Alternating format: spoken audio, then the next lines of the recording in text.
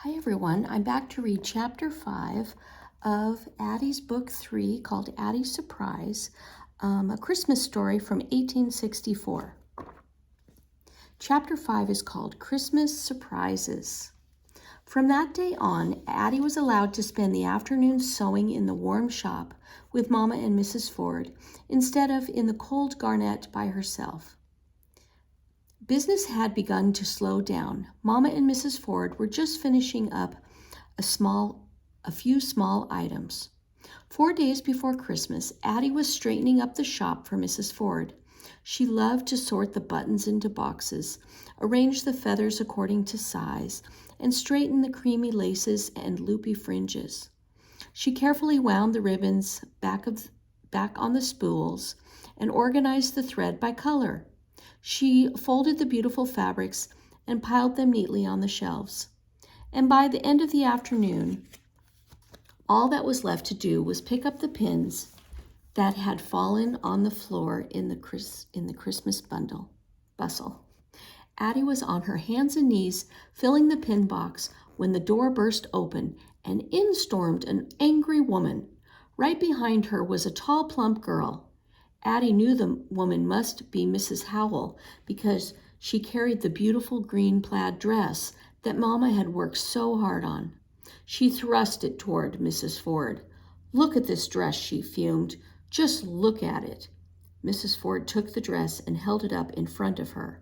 The seams on the sides were split open, and the threads of the plaid fabric were frayed.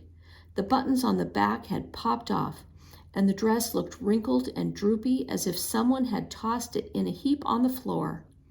"This dress was made too small," Mrs. Howell raged. "I've never seen such poor work." Addy looked at Mama, who kept her eyes on the sewing in her lap. Addy could see Mama's lips tighten in anger. "Stop right there, Mrs. Ford said firmly. "Ruth Walker here is the best seamstress I've ever had working for me. I am sure the dress was not made too small. It was sewn to the exact measurements we took at the fitting last month. Perhaps Isabella has grown some." Addy looked at Isabella. She stood near the door looking at her feet. Her round face flushed pink. Mrs. Ford went on, "If you are unhappy, Mrs. Howell, I will give you a full refund, not because the dress was poorly made, but because you are dissatisfied." Mrs. Ford opened the drawer where she kept the money. She reached inside and took out a handful of bills, which she quickly counted into Mrs. Howell's hands. "Now, good day to you, madam," Mrs. Ford said coldly as she pushed the drawer shut with a bang. "Good day," said Mrs. Howell. A blast of cold air blew into the shop as the door slammed behind them. Mrs. Ford sat back down again.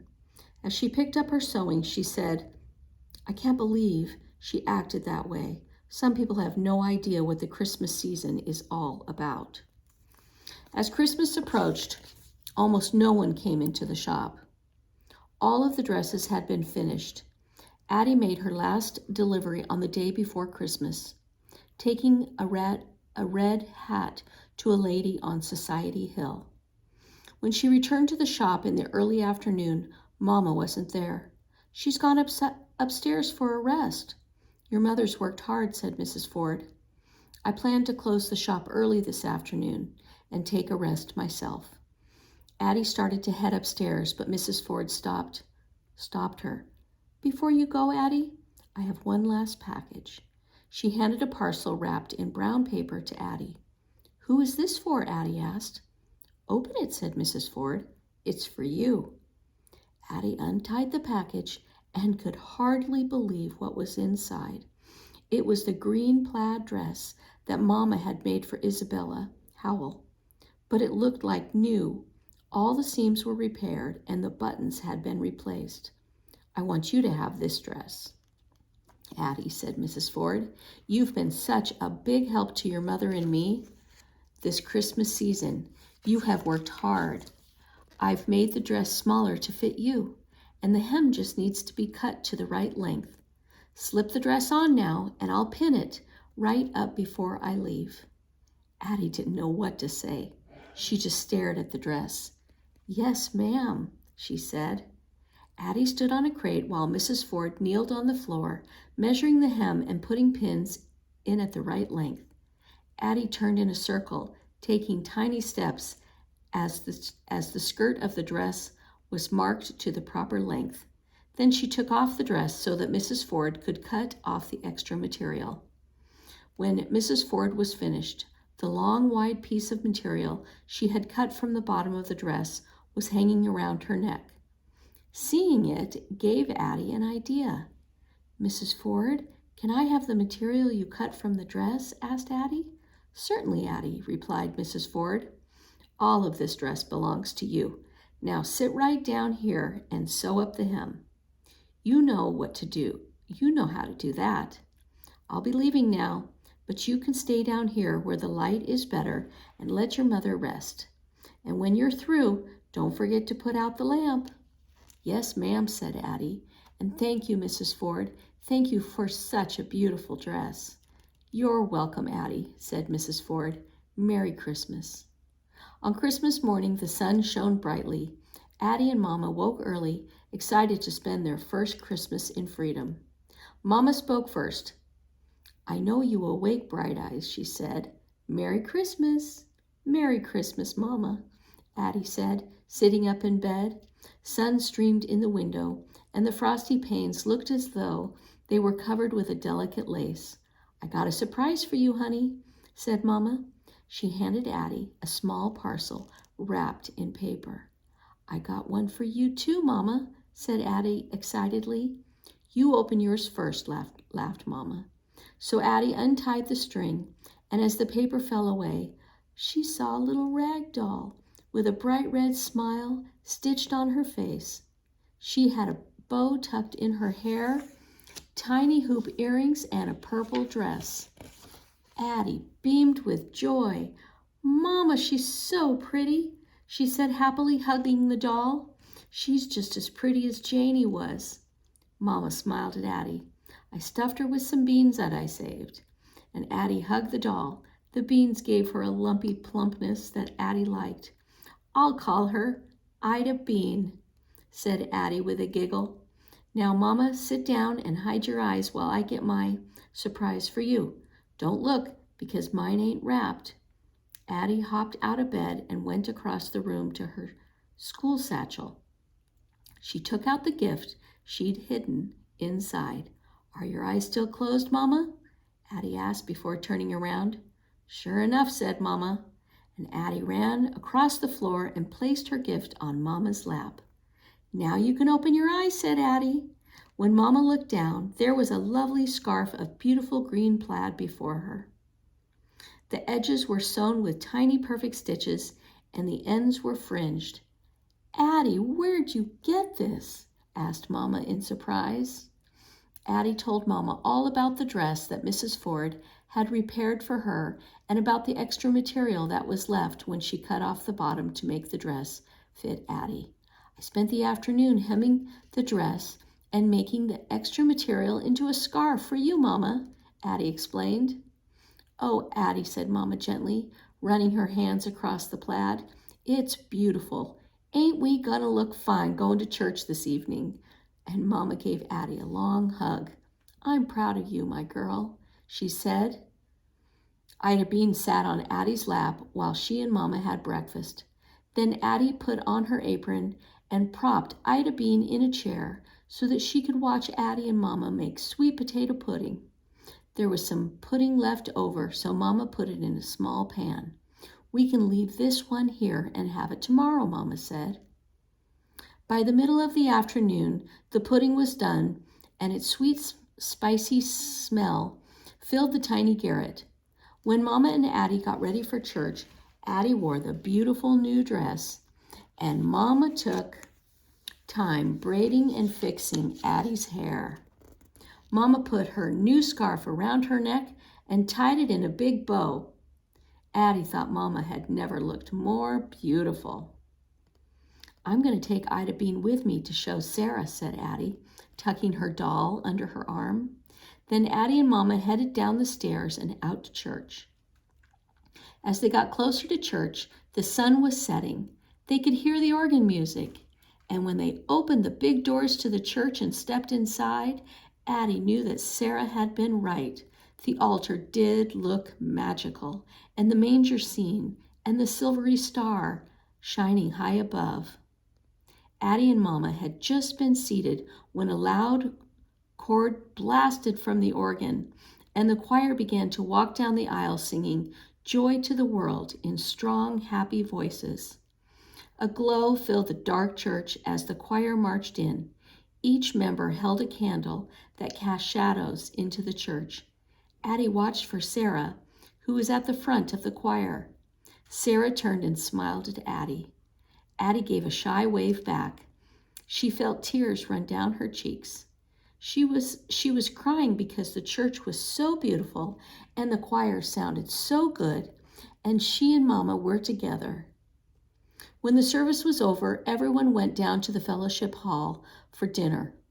There was turkey and dressing, squash and greens, cornbread and applesauce. Addy had never had so much food on her plate at one time. And when it was time to go back for dessert, Addy ignored all the cakes and pies and headed straight for Mama's sweet potato pudding in the shining black skillet.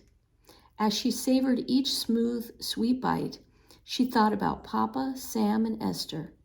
Maybe next Christmas, she thought, maybe next Christmas we'll all be together, eating Mama's sweet potato pudding.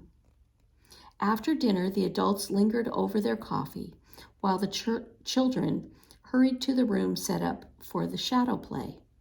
Sarah and Addy sat on a bench next to each other, with Ida Bean snuggled between them.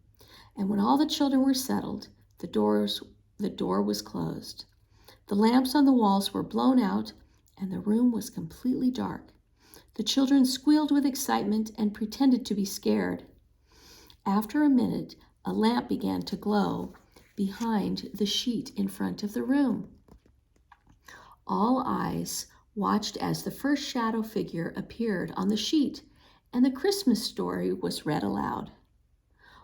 One figure and then another appeared on the sheet until soon Addy could see the shadow of Mary bent over the manger, holding her newborn baby, with Joseph standing at her side. 3 shepherds stood beside them. A deep rolling voice continued to read as all the children sat in the dark, quietly watching the shapes against the lighted sheet. As the star appeared to guide the wise men, the door at the side of the room opened. A shaft of light from the hall filled the darkened room. The children turned to see who had opened the door. It was a tall man, and though Addy could not see his face, his shadow was a shape she recognized. Addy jumped up and struggled through the rows of children, tripping over their feet, stumbling as she hurried to the door. Addy knew who was standing in the door, standing there right now, not in a dream, not someday, but right now. "Papa!" she burst out. "Papa, is that you?" "Is that my Addy?" came the answer. It was Papa. Addy rushed to him, and he swept her up in his strong arms and held her close for a long time. Oh.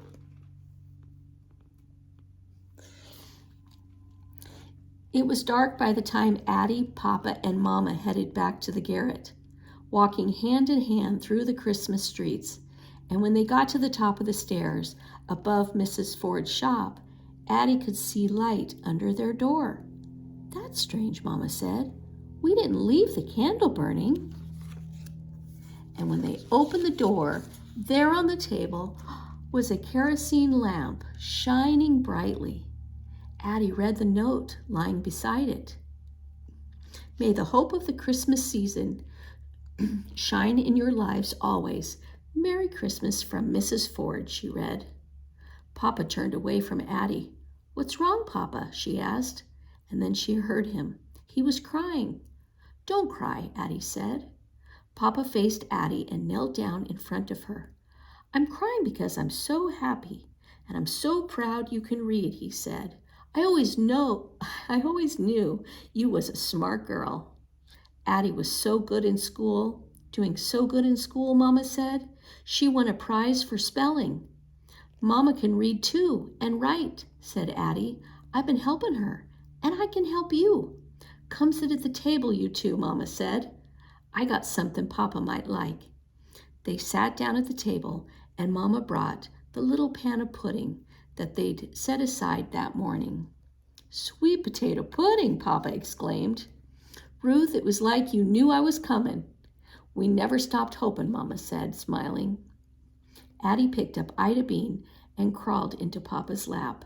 Papa ate the pudding while he told Addie and Mama about the time since he was taken from them. Me and Sam was separated that very next day. I don't know where they took him, but I think it was further south. Or maybe he escaped, Addie said hopefully. Maybe, Papa said. If there was a way for your brother to run, I know he found it. I couldn't, though. I was bound hand and foot all the way to my new plantation. And after all that, all us slaves on the plantation was freed 2 months after I got there. And then you found your way to Mama and me, Addie said. Then Mama and Addie told Papa about leaving Esther with Auntie Lula and Uncle Solomon and escaping into the woods and on to freedom in Philadelphia. Papa was quiet for a minute, and then he said, I'm going to try my best to get Esther and Sam back with us so that we can all be together right here in Philadelphia like we planned. There was a Freedmen's Society in Maryland that helped me come here to you. Maybe the Freedmen's Society in Philadelphia can help us. Addie laid her head against Papa's chest. She felt certain that their dream would happen. One day, she said, we all going to be together. All of us, with Esther and Sam too. You tired, Addie, Mama said. It's time you got ready for bed. Can't I stay up longer, Addie asked. You want to sit up all night like a little old owl, Papa teased. Addie laughed. Yes, Papa, I want to stay up and be with you. Well, I ain't going nowhere. I'm going to be here when you wake up in the morning, Papa said, and I'll be the first thing you see when the sun comes in that window. Addie loved that window from the second we moved in here, Mama said, but it got stuck about a month ago, and we can't get it down. Let me have a look at it, Papa said. He lifted Addie off his lap and went over to the window. Mama and Addie followed him. Papa studied the window and then hit the frame in 2 places, and then he pulled down hard and closed the window. There, said Papa, it needs a new sash. I can make that. But it should be warmer in here now. It already is, said Addie. She and Mama put their arms around Papa, and in the window, Addie could see their happy faces reflected in the glow of the lamplight. All right, and that is the end of our story, Addie Surprise. Hope you liked it. Next time, I'll read A Peek into the Past.